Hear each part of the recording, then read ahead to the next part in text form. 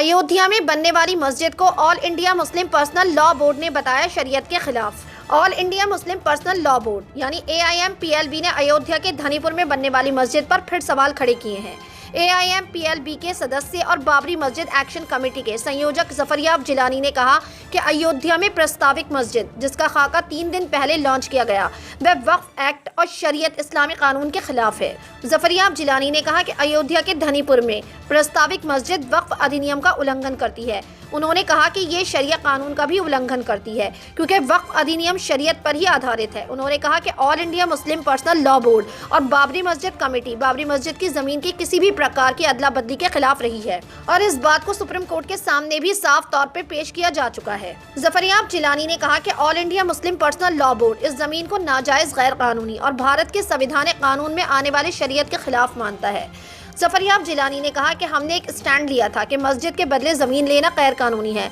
जब जमीन ही अवैध होगी और इल्लीगल होगी तो उसके ऊपर बनी मस्जिद भी अवैध होगी और हम अवैध मस्जिद नहीं चाहते हैं। यूपी सुन्नी सेंट्रल वक्फ बोर्ड के जमीन स्वीकार करने पर जफरयाब जिलानी ने कहा कि बोर्ड के 2 मेंबर्स ने इसे अस्वीकार कर दिया था, जबकि 4 मेंबर्स ने जमीन के प्रस्ताव को स्वीकार किया था, जिसमें इसके अध्यक्ष जुफर फारूकी भी शामिल थे। इसलिए यूपी सुन्नी सेंट्रल वक्फ बोर्ड ने बाबरी मस्जिद की मूल जमीन से दूर सरकार की जमीन पर पेशकश को स्वीकार कर लिया। बोर्ड के मौजूदा मेंबर्स का 5 साल का कार्यकाल 31 मार्च 2020 को पूरा हो चुका है और वक्फ कानून के अनुसार एक नए बोर्ड का गठन किया जाना था, लेकिन सरकार ने वक्फ कानूनों का उल्लंघन करते हुए बोर्ड का कार्यकाल यानी काम 6 महीने के लिए 2 बार बढ़ा दिया। ऐसा ये सुनिश्चित करने के लिए किया गया कि मस्जिद के नाम पर कुछ इमारतें बाबरी मस्जिद के बदले में दी गई जमीन पर बनाई जाएं, क्योंकि उत्तर प्रदेश में सत्तारूढ़ राजनीतिक दल को इस बात का यकीन नहीं था कि नए बोर्ड मेंबर्स इस मुद्दे पर सरकार की नीति पर किसी तरह की सहमति देंगे। All India Muslim personal law board की बाबरी मस्जिद कमेटी के पूर्व सह संयोजक डॉक्टर कासिम रसूल इलियास ने जिलानी के विचारों पर सहमति जताते हुए कहा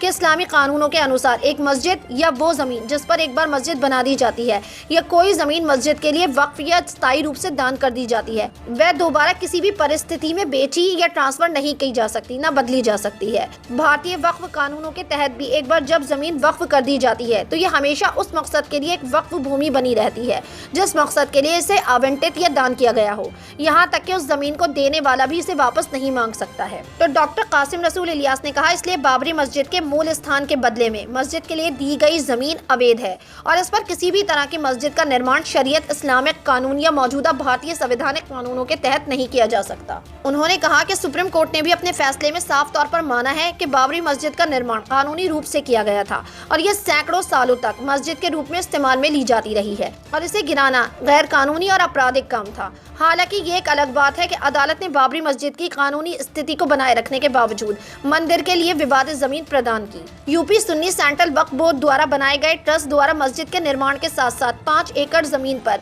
दूसरी फैसिलिटीज के निर्माण की बात पर डॉक्टर इलियास ने कहा कि भले ही यूपी सुन्नी वक्फ बोर्ड ने भूमि को स्वीकार कर लिया हो, लेकिन ये इंसाफ की मांग है कि केवल एक मस्जिद और कुछ धार्मिक संस्थाएं जैसे कि मदरसा या कुछ दूसरी धार्मिक शिक्षण संस्थाओं का निर्माण ही इस पर किया जाना चाहिए। उन्होंने आगे कहा, मस्जिद और मदरसों के अलावा किसी और एक्टिविटी या सुविधा का निर्माण कानून का उल्लंघन होगा। All India Muslim personal law board की सोर्सेस ने बताया कि 13 अक्टूबर को बाबरी मस्जिद की जगह के बदले में 5 एकड़ जमीन को स्वीकार करने के मुद्दे पर चर्चा के सिलसिले में हुई बैठक में बोर्ड के सभी मेंबर्स ने कहा था कि बदले में दी गई जमीन पर मस्जिद का निर्माण इस्लाम के कानून को नुकसान पहुँचाने के लिए एक छुपे हुए मकसद के साथ मुनाफिकों द्वारा मदीने में बनाई गई मस्जिद दिरार की तरह होगा। इसलिए मस्जिद दिरार को जला दिया गया था और ध्वस्त करने का ऑर्डर दिया गया था, क्योंकि इसे इस्लाम और मुसलमानों के खिलाफ साजिश के केंद्र के रूप में स्थापित किया गया था। Indo Islamic cultural federation trust ने शनिवार को लखनऊ में मस्जिद के डिजाइन को जारी करते हुए कहा कि इसमें कोई गुंबद या मीनार नहीं होगा और इसका नाम भी बाबरी मस्जिद के नाम पर नहीं होगा। इसे धनीपुर मस्जिद के नाम से जाना जाएगा।